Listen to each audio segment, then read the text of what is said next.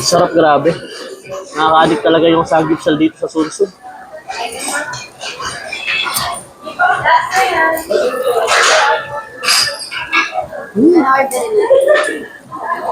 Sarap.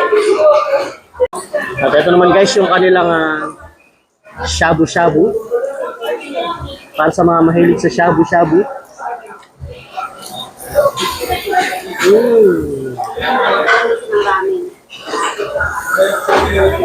Sarap.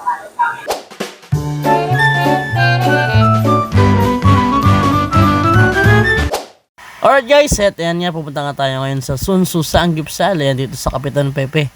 Malapit lang to guys sa City Hall ng Cabanatuan City. Tara at samahan nyo kami sa panibago na namang kainan at lapangan. Tara guys, let's go! Kainan na! Alright guys, nandito na nga kami ngayon sa loob ng Sunsu Samgyupsal. Ayan, at tamang-tama nga guys, at walang masyadong kumakain ngayon. Dahil alam nyo ba guys, dito sa Sunsu, laging puno ng tao dito. Laging pinipilahan talaga to ng napakaraming suki nila. Dahil nga sa sobrang quality at sobrang sarap ng samgyupsal dito. Talaga nga namang mapapabalik at mapapabalik ka. Promise. Sa mga hindi pa nakakatry guys, ayan, pagka napuntahan nyo to, promise, sasabihin nyo na balik tayo dito. Dahil talaga namang sulit na sulit guys yung samgyupsal nila dito. Talaga naman na uuwi ka na naghihimastan tiyan sa sobrang busog at sa sobrang sulit. Wala kang masasabi. Hindi ka manghihinayang sa binayad mo. Dahil syempre, hindi rin naman ganun kamahal yung samgyupsal dito. Pero yung lasa at yung sarap ng mga sinoserve nila dito, talaga namang quality at masasabi mong mamahalin talaga yung lasa. At ito na nga guys, at binababa na nga yung aming in-order. Ayan na nga yung pinaka-favorite namin na isang pork dyan, yung inoki. Yung pork na may inoki sa may loob. Ayan guys, yung isa sa pinaka-paborito namin. Ito nga pala guys, yung favorite namin in-order na sabaw dito. Ito nga pala yung shabu-shabu. Ayan, minsan nag-order din naman kami ng ramen nila. At ito nga guys, yung kanilang mga side dish. Ayan, pinakita ko nga sa inyo ulit. Meron silang kimchi, meron silang para macaroni. At ito yung kanilang cheese, anli nga pala yan guys.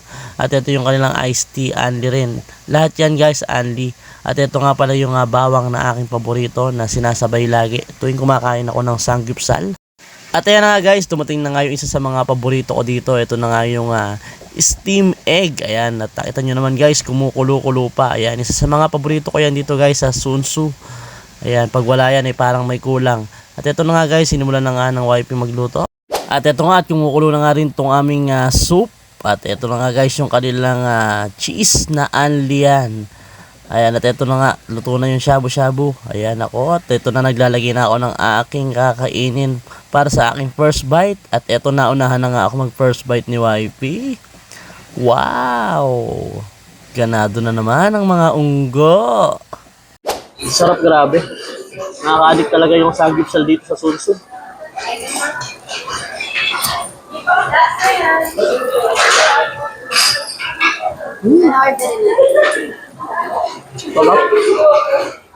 At yan nga guys, yan, tinira ko na nga rin tong isa sa aking mga paborito dito. Ito nga yung kanilang steam egg. Ayan na, napakainit pa. Napakasarap naman talagang kainin kasi ng mga ganito pagka sobrang init. Yung tipong napapaso ka pa, diba? At ito naman guys yung kanilang buttered corn.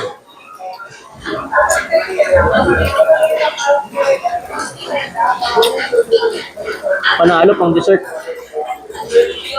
Ito nga guys, at tinira ko na nga ng tinira tong samgyupsal ng Sunsu dahil nga na-miss ko talaga to. Grabe. Meron yata kaming isang buwan na hindi nakakain dito dahil nga nag-stay kami sa Makati.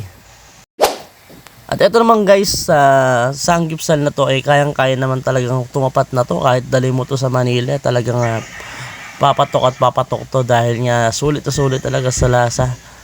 Kaya ito, kahit nasa Makati kami guys, talagang inuwian namin to dito sa Nueva Ecija dahil talagang panalong panalo yung kanilang samgyupsal dito. Ayan, alam ng mga taga Nueva Ecija yan. Kahit sa ang part ng Nueva Ecija, palagay ko kilalang kilala talaga tong Sunsu Samgyupsal. So ayan nga guys, at ila last bite ko na nga tong aking samgyupsal. Ayan, at maraming salamat nga pala guys sa lahat ng sumusuporta sa King Kong TV at sa lahat po ng followers ng aming page. Ayan, maraming salamat po guys sa lahat ng sumusuporta, at sa mga hindi pa po nakafollow, ayan, pa-follow na lang po ng aming page, King Kong TV. At ayan nga, sinimot na naman yan ng mga unggo. Thank you so much guys for watching.